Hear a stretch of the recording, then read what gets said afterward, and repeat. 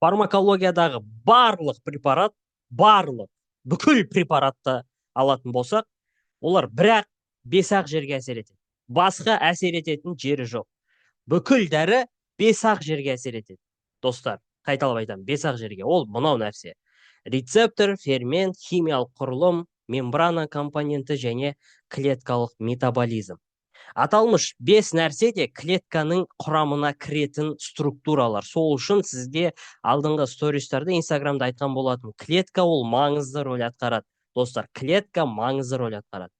Енді қараңыздар, достар, енді әрқайсысына жеке-жеке тоқталып кетейік. Фармакологиядағы бүкіл препарат осы 5 нүктеге әсер етеді. Біріншісі бұл рецептор. Фармакологиядағы 70-65% дәрілік препарат рецептормен жұмыс жасайды. Яғни апоэнергетиктер, холинергиялық препараттар, адренергиялық препараттар, көптеген препараттардың барлығы, мысалы антигистамино препараттар аллергия кезде қолданылады. Бұлардың барлығы рецепторге әсер етеді. Енді осы туралы бірінші сұрайық. Қалай ол жүреді? Рецепторге әсер еткен кезде қалай, не нәрсені білулеріңіз керек. Қараңыздар. Рецептордың екі тағдыры, басқа тағдыры жоқ. Рецептордың екі тағдыры бар. Бұл біріншісі G-белокпен байланысу мүмкін рецептор. Екінші нәрсе, бұл рецептор иондық каналдар арқылы жұмыс жасауы мүмкін. Все, басқа ештеңе жоқ. Если препарат рецепторге әсер ететін болса, оның екі-ақ варианты бар. Біріншісі ол G-белокпен әрекеттесуі мүмкін. Екіншісі бұл ион каналдарымен әрекеттесуі мүмкін. Басқа ешқандай, достар, басқа ешқандай вариант жоқ. Енді мынау информация фармакологиядан бөлек сіздерге медиатордың механизмін түсінуге көмектеседі. Және де любой гормонның механизмін түсінуге көмектеседі. Өйткені гормон, медиатор, дәрі рецепторге әсер етеді. Егер қазір рецептордың қалай жұмыс жасау керек екенін түсініп алсаңыздар, сіздер гормонның механизмін түсінесіздер, сіздер дәрінің механизмін түсінесіздер, сіздер медиатордың механизмін түсінеді екенсіздер. Енді қайталап айтамын, рецепторге бірдеңе кеп әсер еткен кезде ол екі-ақ вариантқа жауап береді. Либо ол G-белок арқылы жұмыс жасайды, либо ол иондық каналдар арқылы жұмыс жасайды. Все. Бірінші вариантты қарастырайық. Если рецептордың астында G-белок орналасатын болса, значит, ол мына вариантпен кетеді, G-белокпен байланысқан вариантпен кетеді. Енді G-белок қанша түрі бар ағзада? Осыған тоқталайық. Ағзада өз 3-ақ G-белок бар, басқа G-белок жоқ. 3-ақ G-белок бар. Қазір оны сіздерге айтып түсіндірем. Қараңыздар. Бұны қазір айтайық. Так. Міне, ағзада 3-ақ G-белок бар. GQ, GI және GS. GQ, GI, GS. Басқа G-белок жоқ. Если рецептордың астында GQ белок орналасатын болса, онда ол қалай жауап бересің, солай жауап қайтарады. Яғни, мына рецепторды қоздыратын болсақ, оның астында GQ белогы орналасатын болса, онда ол не істейді бізге? Не сұрап тұрмыз, соны жауап қайтарды. Мысалға, жүректе бета-1 деген рецептор бар, оның астында жоқ, бета-2 емес, тоқта, кешірім сұрайым. Мысалға, бронхтарда М3 рецептор орналасады, оның астында GQ белог орналасады. Егер оған ол рецепторды қоздыратын препарат беретін болсақ, онда ол GQ белогымен байланысқан білеміз, сәйкесінше бізге ол қалай қайтарады? Жауапты оңтайлы қайтарады. Яғни мынаған плюс эффект беретін болсақ, бізге плюс эффект қайтарады. Все. Значит, GQ бізде қандай болса, сондай ғылып жауап қайтарады екен. Енді дальше GI белогына тоқталып кетейік. GI бұл бізде ағылшын тілінде, I бұл бізде inhibition деген мағынаны білдіреді. Яғни GI белогымен егер рецепторнасы GI белогы болатын болса, оны активтендіретін болса, ол бізге минус жауап қайтарады. Қараңыз. Мысалға, наға миметик беретін болсақ, яғни осыны қоздыратын зат беретін болсақ, бізде блокаторлық эффект пайда болады. Түсінікті ғой? Бұл өте маңызды. Қазір бұның бәрін қорытамыз, кішкене қиын болуы мүмкін маяқта. Келесі, GS белогы тура GQ секілді. Яғни не айтсаң, солай жауап береді. Мысалға, қоз десең қозат, тормоз бол десең тормоз болады. Өйткені GS айтқанды тыңдайды. Түсінікті ғой? Болды. Осы нәрсені есімізге сақтап алайық. Енді қазір дәптерлеріңізді ашып, мына информацияны жазып алыңыз. тек қана бета 2 деген рецепторде, тек қана бета 2 деген рецепторде GS белогы қырсық. Қалған барлығы нормально. Тек қана бета 2 деген рецепторде GS белогы қарсы. Қалғанның барлығы нормально. Түсінікті ма? Өйткені бета 2 ол ортаншы бала, үйдегі ортаншы бала, ол не айтсаң қырсық қылып жауап береді. Түсінікті ғой? Сол себептен де бета 2 рецептордың GS белогы жаман қырсық. Оған қоз десең, тормоз болады. Тормоз бол десең, кер тартпа бір сұмырай біреу. Түсінікті ғой? Сол себептен де осылай есе сақтау керек. Қалған GQ, қалған GS белоктар нормальный пацандар. Түсінікті ғой? Все. GI, оны GI-ды қоздырсаң, ол да қырсық қылып жауап береді. Болды, бізде екі қырсық бар. GI қырсық и GS қырсық. Қай жердегі GS қырсық? Бета 2 рецептордың GS қырсық. Болды. Осы информацияны миымызға құйып алады. Түсінікті ма? Түсінікті. Түсінікті ғой?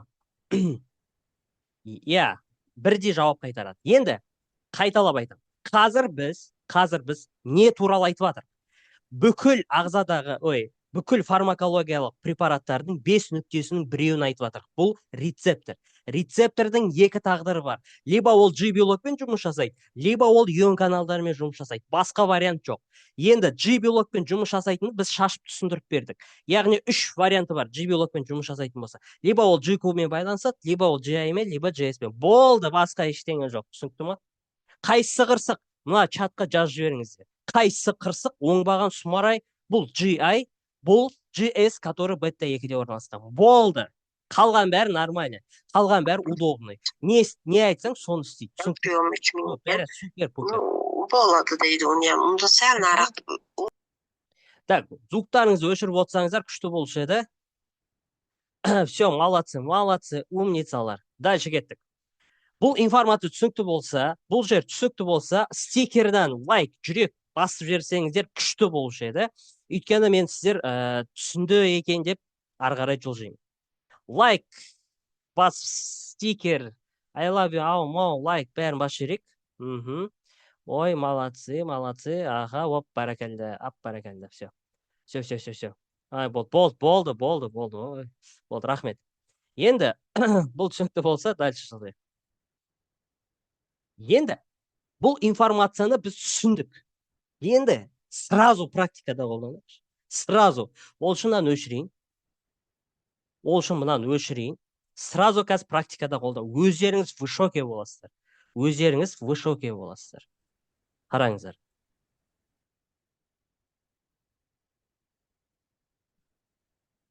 Қазір 1 минут кешірім сұрайым.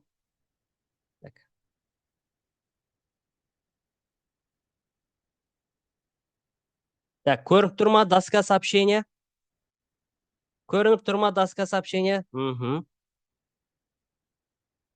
Все, отлично.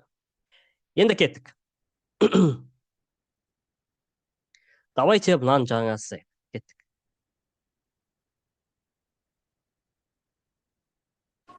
Кеттік. Шимайлап тастапсыздар, енді рахмет. Мына жерді өшіре салайықшы.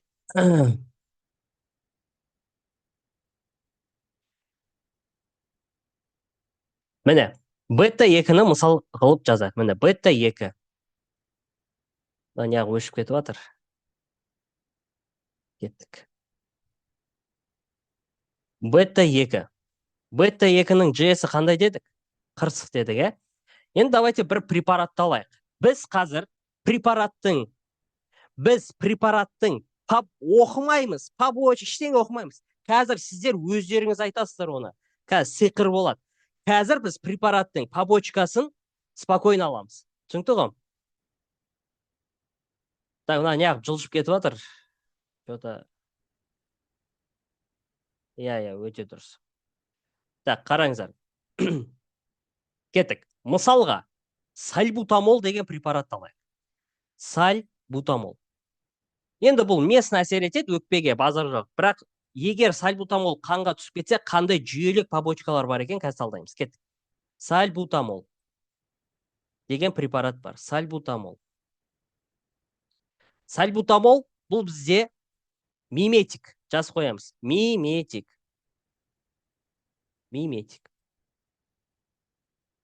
Сәйкесінше ол бета 2 рецепторын қоздырады. Бета 2 рецепторын орнатады. Бета 2-ның енді біз локализациясын білуіміз керек. Қай жерде бета 2 орналасады? Енді бірінші орналасатын жер ол бронх. Мен қазір бронхты сызып қойдым. Қараңыздар. GS билогі бронхта орналасқан бета 2-де. Сальбутамол наған әсер ететін болса, біз қалай қылып жауап қайтарады? GS всегда минус қылып жауап қайтарады. Сәйкесінше бронх не істейді? Кеңейеді. Бронха дилатация болады.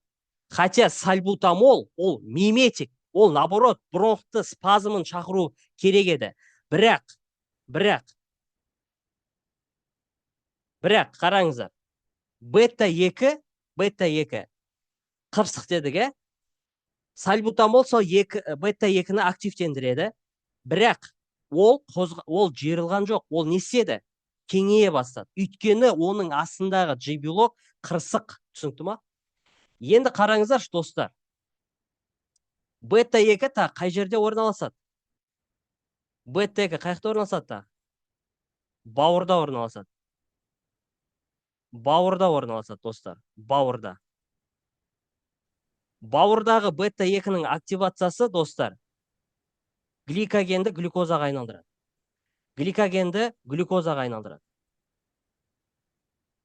Глюкозаны не істеп жатыр, значит? Қанда жоғарылатады. Яғни, бронхтан әсер етіп біткеннен кейін, егер сальбутамол бауырға баратын болса, бауырда да бета 2 рецептор орналасады. Бізде не болады? Молодцы, гиперкликемия.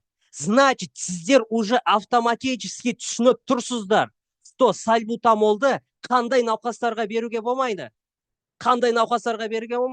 Сахарный диабеті бар науқастарға беруге болмайды. Біз оны кітаптан алып оқыдық па? Жоқ. Сіздер өздеріңіз айтып бердіңіздер. Бірақ механизмді түсіну арқылы. То, что бета 2-ның орналасуын білу керек, значит, и астындағы G-белогын білу керек екен. Болды. Осы екі информация сіздерге полностью дәрінің побочкасын бәрін тырлатып береді екен. Қайталап айтам. Біз қазір түсіндіріп жатқан нәрсе ол не? Бета 2 рецептор мысалға келтірдік. Бета 2 рецепторның астында GS деген белок бар. Ол қандай? Именно қырсық GS бізде бета 2-де орналасқан. Егер оны активтендіретін болса, ол қандай жауап қайтарады? Тежегіш, то есть қарама-қарсы эффект береді. Енді бізге бұл информацияны білгеннен кейін тағы бір информация білу керек. Бета рецептордың локализациясын. Бірінші локализациясы бронхта. Егер оны активтендіретін болса, ол не істейді? Бронх жиырылмайды, керісінше кеңейеді. Неге? Өйткені оның астындағы GS белок қырсық. Значит, бұл препараттың показаниясы неде? Хронический бронхит, бронхоспазм, не бар тағы? Бронхиальды астма. То есть, бұны қай кезде беру керек? Когда бронхтың бұлшықеттері спазм болып тұрғанда беру керек. Өйткені оның GS белок қырсық, егер оны активтендіретін болсақ, не болады? Кеңейіп кетеді. Түсінікті ма? Все. Түсінікті ғой? И еще бета 2 қайда орналасады дедік? Бауырда орналасады дедік. Егер оның активациясы болатын болса, не болады? Гликогенді глюкозаға айналдырады. Глюкоза көбейіп кетеді, гиперкликемия болады. Бір побочкасын таптық уже, гиперкликемия. Еще бір противопоказаниясын таптық. Значит, сахарный диабет кезде оны беруге болмайды. Түсінікті ма? Все.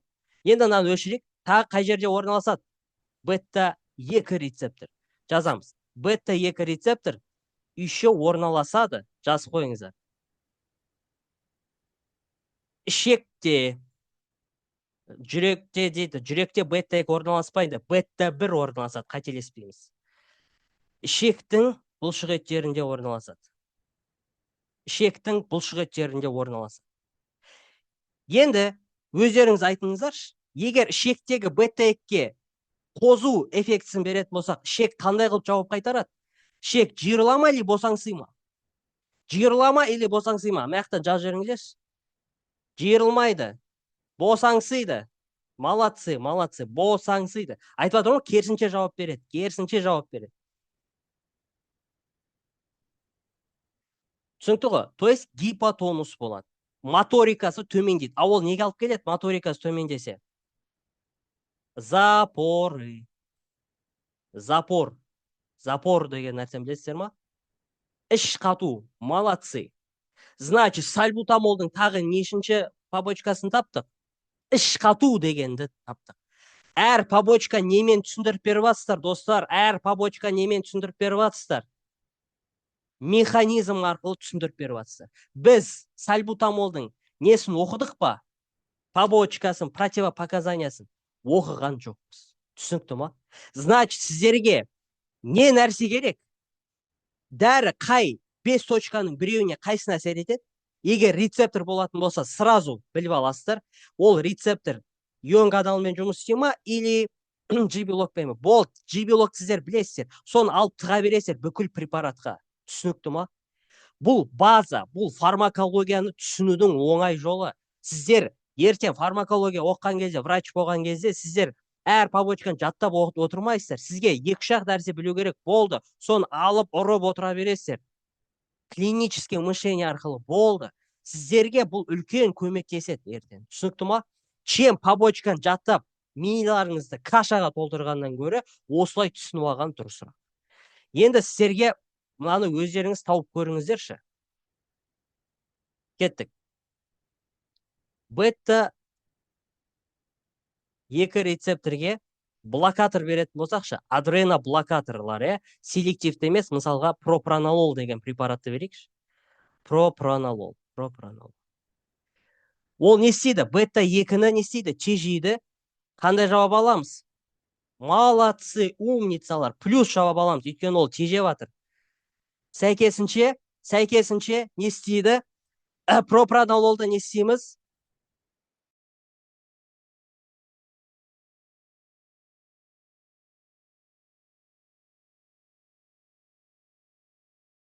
Кешірім сұрайым. Значит, не болады? Пропранололды берген кезде қандай побочка дамиды?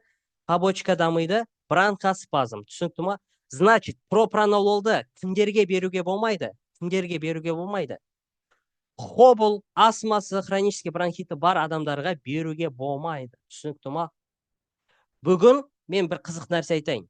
Мына информация менің бүгін тапсырған Дана деген студентіме госэкзаменде көмектесті. Өйткені оған мынандай сұрақ қойды. Пациентте одышка пайда болды, ол бета-адрено-блокатор қолданды. Себебі неде деп? Осы себебі, түсінікті ма? Өйткені олардың G-белоктары қандай? Замыкать етіп қалған, түсінікті ма? Бұл информация сіздер не только өмірде, но и госэкзаменде де алып шықты. Бүгін мен өзім, если честно, қуандым. Түсінікті ғой? Все. Енді ішекте не болады бізде? Значит, ішекте не болады? Моторика күшейеді. То есть моторика жиырылу күшейеді. Не болады? Диарея, молодцы, іш өту болуы мүмкін. Түсінікті ма? Іш өтуі мүмкін. Так, түсінікті ғой? Түсінікті ма? Молодцы, іш өтуі болуы мүмкін. Енді, одан бөлек, тағы не болуы мүмкін? Бауырда не болады керісінше? Сахардың снижениясы гликогенді глюкозаға айналдырмай қойды. Ол неге алып келеді? Гипогликемия. Өтте керемет. Гипогликемия.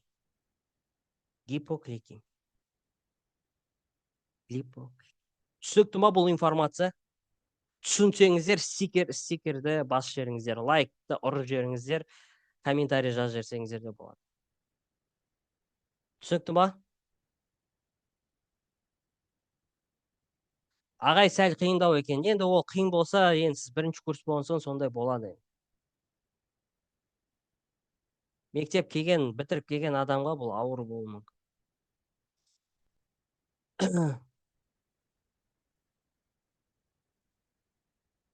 Так. Бұл жер керемет болса, енді дальше жылжайық. Енді біз жаңа айтып кеттік, что рецепторге 3 нәрсе әсер етеді деп. Ол дәрі, ол гормон, ол медиатор. Все. Енді давайте мысал келтірейік. Бізде тироксин деген гормон бар. Бізде қандай гормон бар? Тироксин деген. И кортизол деген гормон бар. Осыны жазып алыңыздар. Осыны жазып алыңыздар дневниктеріңізге. Дневниктеріңізге жазып алыңыздар. Бұл екі гормон бета рецепторлерге әсер етеді, яғни олар қоздырады. Бета 1-ге де и бета 2-ге де. Тироксин де, кортизол да. Түсінікті ме? Осы информацияны жазып алыңыздаршы, қазір керемет нәрсе жасаймыз. Тироксинді де, кортизолды жазып алыңыздар. Что олар бета 1-ге де, бета 2-ге де әсер етеді. То есть бета рецепторлерге әсер етеді. Түсінікті ма? Бета рецепторлерге әсер етеді. Все, жазып алыңыздар ма? Все. Жазып алсаңыздар, тағы бір лайк қоса салыңыздар. Все, енді қараңыздаршы.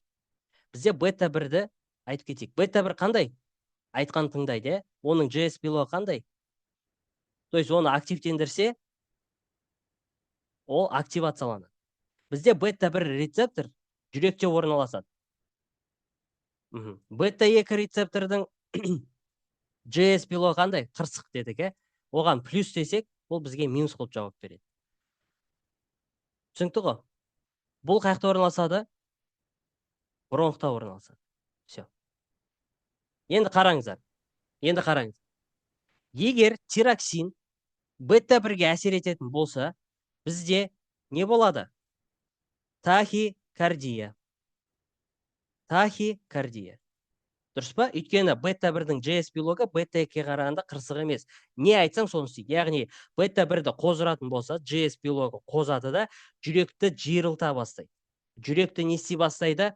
Жиырылта бастайды. Болды. Значит, не болады? Тахикардия болады. Сол үшін достар, гипертериоз кезде, когда тироксин көп болса қанда, ол жүрекке бета 1 рецепторын қоздыра бастайды, не істейді? Давлениен жоғарылатады. Не істейді? Тахикардияны жоғарылатады. Түсінікті ма? Давлениен жоғарылатады, тахикардия. Сол үшін гипертериоздың бірінші симптомы неде? Артериальная гипертензия. Синусовая тахикардия. Түсінікті ма? Все. Молодцы. Енді қараңыздар. Бета 2-де, бета қаяқта орналасады дедік, бронхтан бөлек. Бауырда орналасады дедік, Оған әсер ететін болса не болады дедік? Гликогенді опять глюкозаға айналдырады дедік, дұрыс па? Гликогенді глюкозаға айналдырады.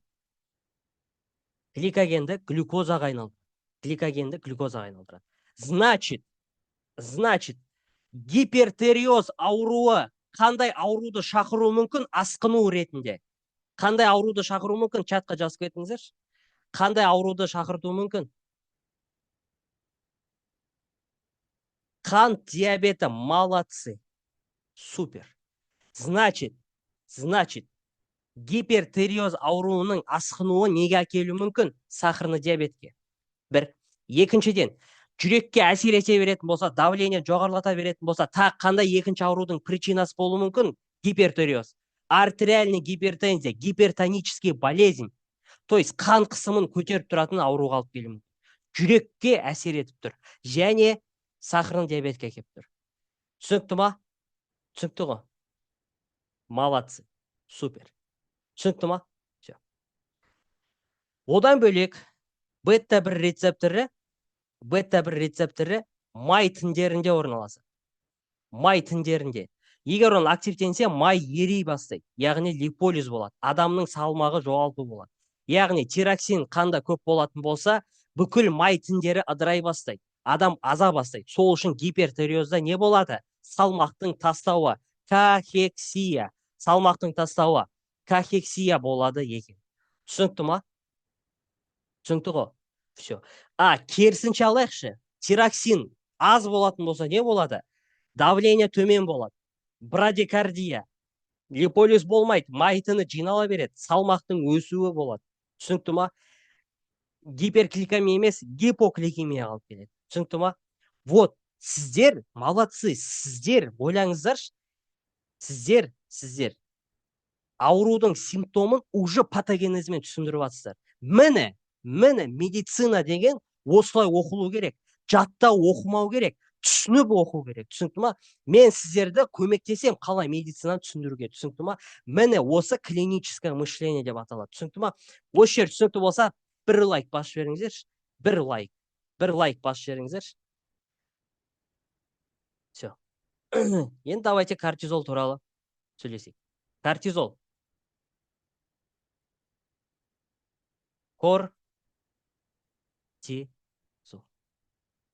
Кортизол гормоны бұл бізде қандай гормон? Стресс гормоны дейді. Стресс гормоны. Стресс. Кортизол стресс гормоны. Енді маған айтыңыздаршы, қандай кезде әйел адамда всегда стресс болуы мүмкін? Тек әйел адамда ғана ол тән стресс. Қандай состоянияны әйел адамда стресс деп саналады? Чатқа жазып кетіңіздерші. ПМС дейді, жоқ. Жүктілік, беременность. Түсінікті ма? Жүктілік ағза үшін стресс, әйел адам үшін.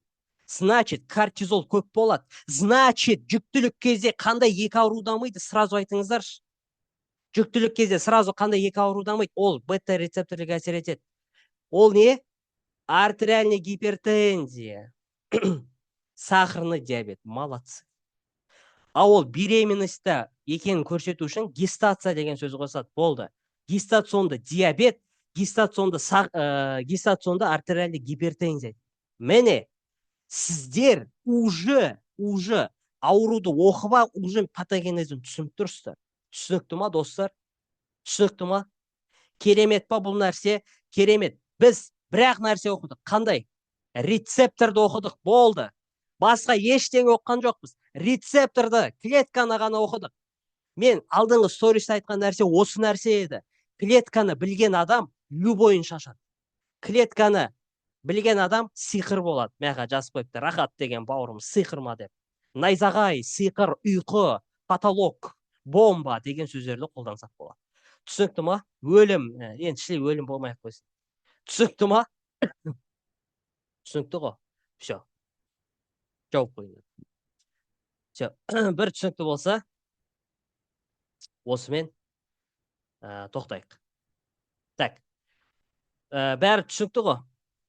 Түсінікті ма, достар? Түсінікті ма? Лайк басып жіберіңіздер. Түсінікті ма? Енді ағай, сіз дәрігер емес, мұғалім болыңызшы дейді. Достар, бір минутта тамағым ауырып кетті да. Қазір кішкене не қылайыншы, бақырып кеттік қой. Так.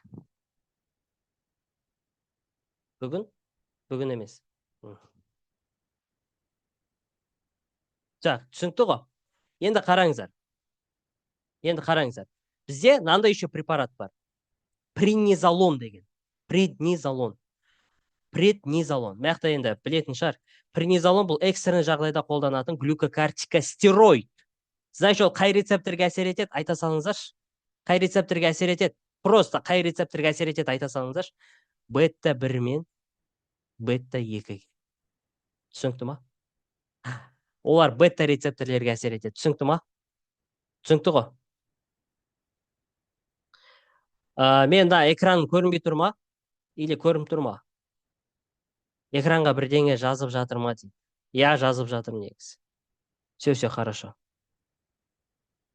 Көрінбейді десеңіздер, сәл бит жерсеңіздер, зумдарыңыз сіздер өзі сәл көрінбейді емес, көрініп тұр, сәл битіңіздер. Программированияны үйретеміз ба? Так, көрінбесе, запись бар ғой. Синхронизировать етіп көре берсе. Қараңыздар, сол үшін преднизолон бронхоспазм кезде қолданады. Бронхоспазм жиі бізде аллергия кезде де болады. Сол үшін аллергия кезде бізде глюкокортикостероидтар бірінші рет глюкокортикостероидтар бізге бета-2 рецепторлерге әсер ету қасиетін е болғандықтан біз оны көбінесе бронхоспазм кезде жиі қолданады. Түсінікті ғой? Глюкокортикостероидтар. Все. Кеттік. Все. Бұл жер түсінікті болса, енді сабағымызды ары қарай жалғастырайық. Так, экранды өшіріп тастадым. Так, дальше. Сабағымызды жалғастырайық.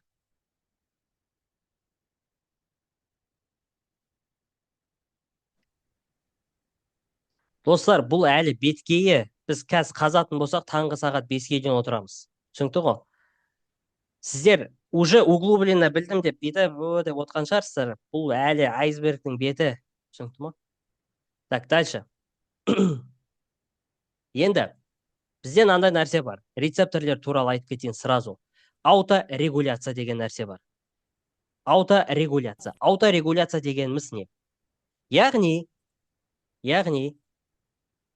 ойбай, мына жақта кетіп қалыпты. Яғни қараңыздар. Рецепторлерге, рецептор туралы сөйлесіп отырмық қой. Рецепторлерге тисе беретін болса, дәрі болсын, медиатор болсын, гормон болсын, үшеуі де рецепторға әсер етеді ғой. Рецепторге тисе беретін болса, бұл ренжіп қалады да астына түсіп кетеді. Түсінікті ма? Мына рецептор болмай қалады уже, түсінікті ма? Болды. Рецептордың бәрі қайға түсе бастайды? Клетканың ішіне түсіп кетеді.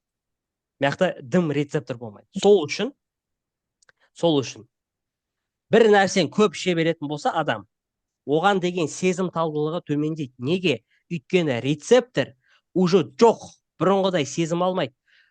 Сол үшін наркомандар наркоман болып кетеді. Өйткені олар бір дозировканы қолданады да бүкіл рецепторын жерге түсіріп жібереді, триггер қылып. Түсінікті ма? Қолымды ұрып алдым, кешіріңіздер. Так, түсінікті ғой? Бүкіл наркомандар рецепторлерге әсер бере беретін болса, рецепторлер жойылып кетеді, астына түсіп кетеді.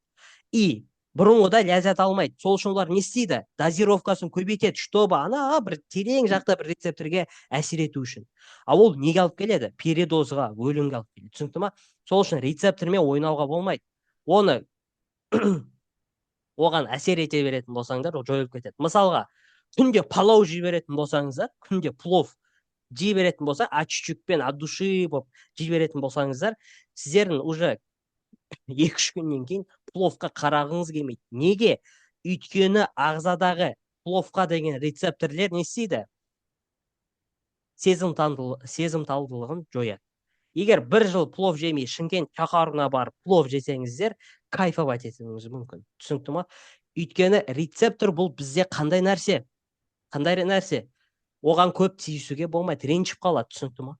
Все. Түсінікті ғой? Адамдар да сондай. Тисе беретін болсаң, ренжіп прикол көтере алмай қалу. Сол себепті рецепторлерге де не істеуіміз керек? Қарауымыз керек. Сіздер қарамасаңыздар, кім қарайды? Сіздердің рецепторлеріңіз тек сіздерге ғана керек, Так, дальше кеттік. Енді бұны айттық.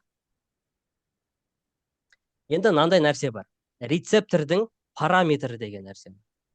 Ол 3 нәрсе: эффективтілік, аффинитет және активтілік. Яғни рецепторге дәрі әсер еткен кезде 3 параметрмен қарастырады. Даже бүкіл дәріні сөйтіп 3 параметрмен қарастырады. Не только рецептор. Эффективтілік, аффинитет, активтілік. Эффективтілік деген не? Қараңыздар, достар. Эффективтілік деген не? Эффективтілік просто жазып қойыңыздар, қазір түсіндіріп беремін. Мына определение сәл түсініксіз болуы мүмкін, бірақ қазір түсіндіріп беремін. Эффективтілік деген сөз, фармакология тілінде айтатын болсақ, бұл максимальный эффектті айтады. Яғни дәрінің максимальный эффектісін эффективтілік деп айтады. Түсінікті ма? Максимальный эффектісін эффективтілік дейді.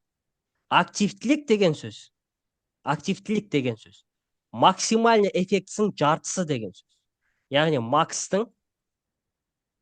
макстың 2-ден 1 бөлігі. 2-ден 1 бөлігі. Түсінікті ма? Макстың 2-ден 1 бөлігі ол не? Активтілік. Түсінікті ма? Енді аффинитет деген сөз қалды. Аффинитет деген бұл не? Бұл размер в размер деген сөз. Мысалға, жаңа бета рецепторы бар ғой? Бета 2 рецептор бар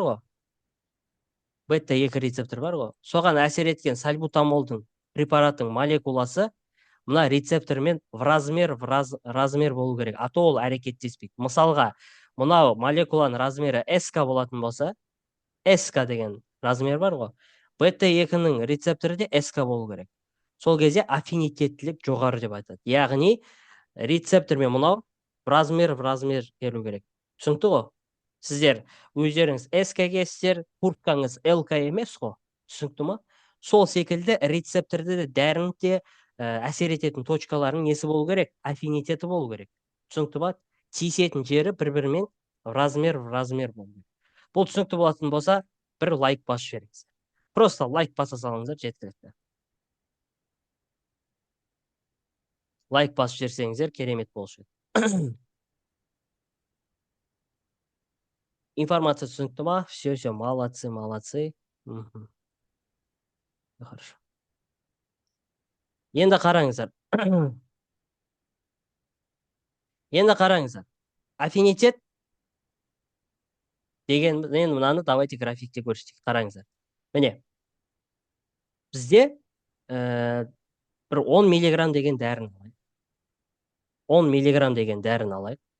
Сол 10 миллиграммда мынандай бір шерге жетті. Міне. Бұл максимальный эффект көрсетті деген сөз. Түсінікті ма? Яғни рецептор, ағзадағы бүкіл рецептор сол дәрімен әрекеттесті деген сөз. 10 миллиграммда сол 10 миллиграмм дозасында дәрінің молекулалары не істеді?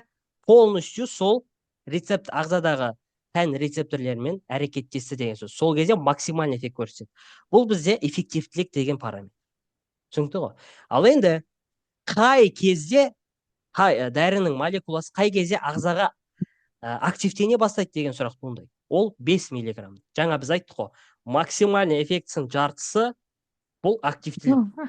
Яғни 5 миллиграммда,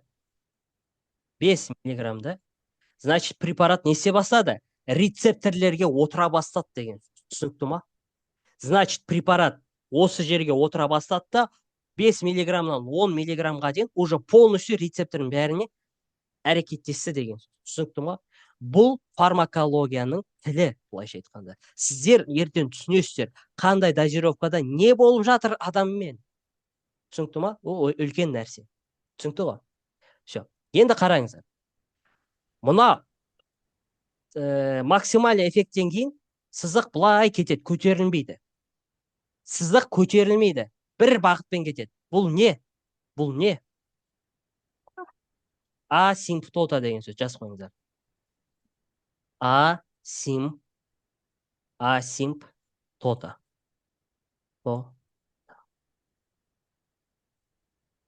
Асимптота. Бұл дегеніміз не? Ағзаға түскен, мысалға 10 миллиграмм бердік, 10 миллиграммда дәрінің молекуласы полностью рецептормен әрекеттесті. Ал егер 15 миллиграмм беретін болсақ, эффект өзгермейді. Тура 10 миллиграммда қандай эффект көрсетті? Тура сондай эффект көрсетеді. Қалған 5 миллиграммы ауада қалады деген сөз. Қанда жүреді. Рецептор бос емес. Сіздер кафеге барған кезде орын жоқ десе, жоқ деп біреудің үстіне барып отырып алмайсыз ғой.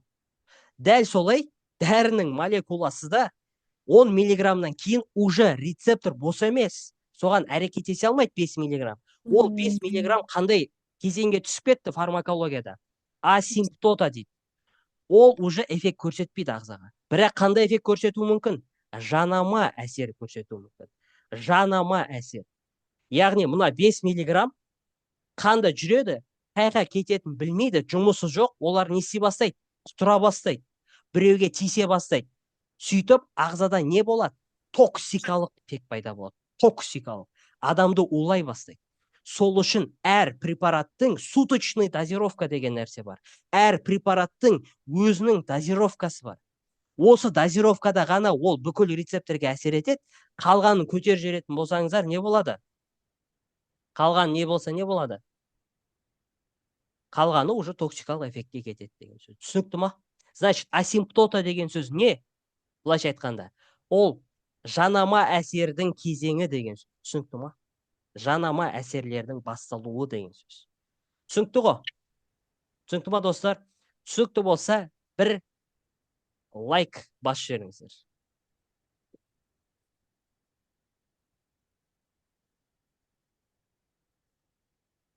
Значит, сіздер ертең протокол оқыған кезде, сіздер ертең дәрін оқыған кезде, бізде всегда не болады?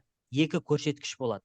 Мысалға 0,5 миллиграмм деп жазады да, сызықша қояды да 1 миллиграмм деп жазу мүмкін дәріде. Значит, 1 миллиграммда ол полностью максимальный эффект көрсетеді.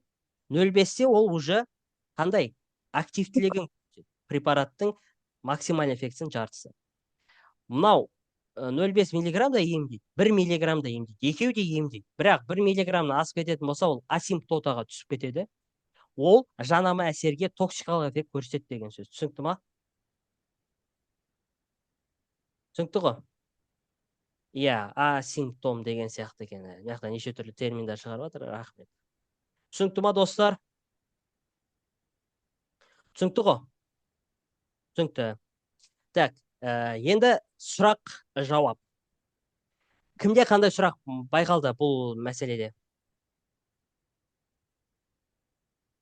Кімде қандай сұрақ? Бәрі түсінікті ма, ұнады ма? Мәға сразу жазып кетіңіздерші. Сразу сөйлесіп кетейік. Ұнап жатыр, иә, все. Ұнамағандаға десең да, шучу. Конечно, менің лекцияларым ұнайды десең да. Дерзко. Енді достар,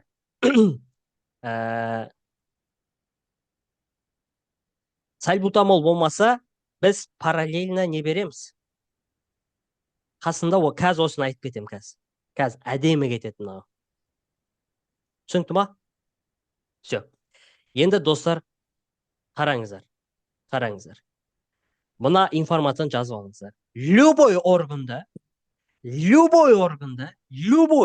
деп екі рет айтайын, үш рет айтайын, любой органда екі ақ рецептор орналасады. Альфа және адренергиялық және холинергиялық. Болт. Түсінікті ма? Қандай? Любой органда екі ақ рецептор орналасады. Адренергиялық және холинергиялық. Қазір осыны айтам, прям бақыт миларың жағын. Білетін нәрселерің просто оны дұрыстап түсіндіріп беру керек. Қараңыздар.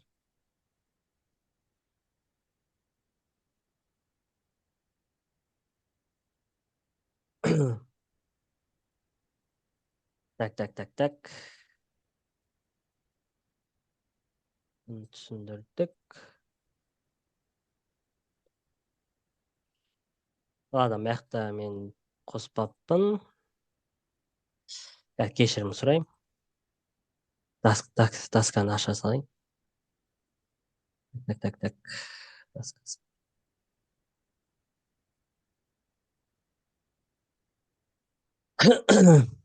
Ашылды ма, достар?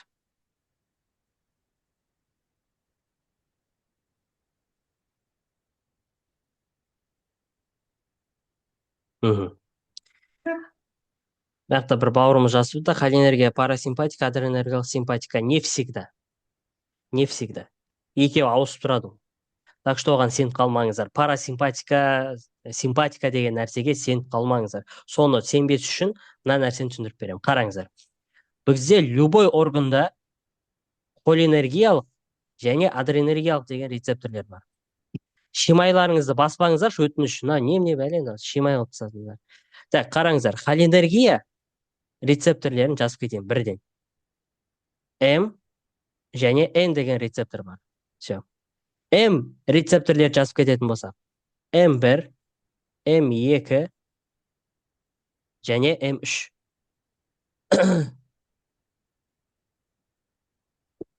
және М3. Так. М1-де GQ белок орналасады, жазып алыңыздар, бұл керек сіздерге. М2 GI, М3-те GQ. Біле, GQ уже қандай? Ол айтқан тыңдай. GI қырсық, плюс десең минус қылып жауап береді. Все. Адренергиялық. Альфа-1, Альфа-2, бета-1 және бета-2. Түсінікті? Бета-1-дің астында GS белок орналасады. Бета-2-де кім орналасады? GS қырсығы. Альфа-2 GI белогымен орналасады. Альфа-1 GQ белогымен орналасады екен. Енді сіздер болды біліп тұрсыздар ғой. Альфа-1 қандай? Айтқан тыңдайды. Не істе десең соны істейді. Альфа-2 плюс десең минус дейді. Бета 1 жақсы. Не істесең соны істейді. Бета 2 қандай қырсық? Мынау қырсық, мынау қырсық. Мынау екеуі нормально. Так, түсінікті ма? То есть қараңыздар, альфа 1 GQ белогында орналасқан, ол нормально. Альфа 1 қай жерде орналасатын тауып аласыздар да болды, любой нәрсені тыға бересіздер.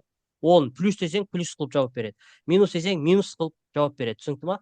Альфа 2 плюс десең минус қылып жауап береді. Бета 1 плюс десең плюс қылып жауап береді. Бета 2 JS қырсық дедік. Оған плюс десең минус қылып жауап береді. М1 айтқан тыңдайды, хороший мальчик. М2 айтқан тыңдамайды. М3 айтқан тыңдайды. Все. Түсінікті ма? Мына информациямен сіздер ағзаны управлять ете аласыздар. Өйткені любой жерде осы екі рецептор орналасады. Түсінікті ма? Түсінікті ғой? Жаңа мына бір қыз бізге сұрақ қойды. Бізде бронхта бета 2 деген рецептор орналасады. Бета, оның JS белогы қырсық, және бізде М1 деген белог М1 деген рецептор орналасады. Оның астында бізде GQ белог орналасады. Енді қараңыздаршы, бізде бронхоспазм болып жатыр. Миметик беретін болсақ, қайсысына жақсы көмектеседі? Бронхоспазм кезде миметик берсек, қайсысына жақсы көмектеседі? Әрине бета 2-ге. Түсінікті ма? Бета 2-ге. Өйткені оған сальбутамол бердік, миметик не болады? Минус береді. Түсінікті ма? ұйымдастырады, короче. Түсінікті ма? М1-ші. М1-ге минус қылсақ, не болады бізде? Блокаторлық эффект береді. Все. Түсінікті ма? Блокаторлық эффект береді. Сіз жаңа айттыңыздар ғой, егер сальбутамол қарсы көрсетілімде болса, кімді береміз деп? Пожалуйста, М-холина блокатор. Сіздер уже қалай адамды емдеу альтернативасын айтып бере аласыздар. Түсінікті ма? Кез келген органда осы екі рецептор орналасады.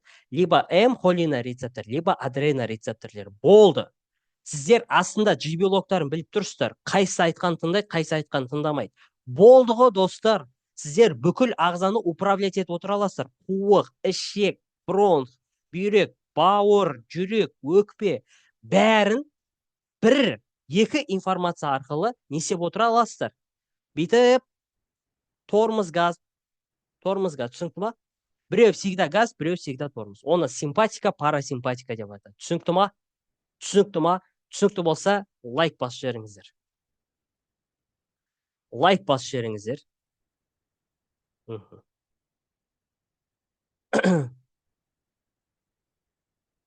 Жоқ. Так, түсінікті ғой, достар? Сабақ түсінікті болса, ұнап жататын болса, керемет.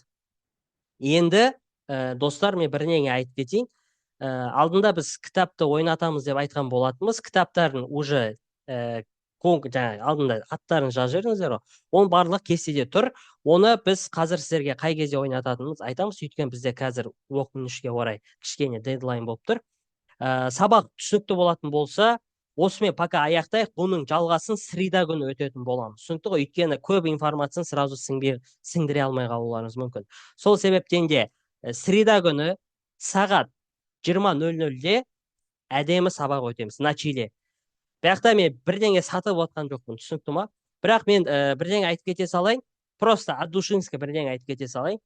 Біз осы студенттердің клинический мышлениясын дамыту үшін, клинический мышленияларыңыз, дамып қалды ғой, кішкене болса да.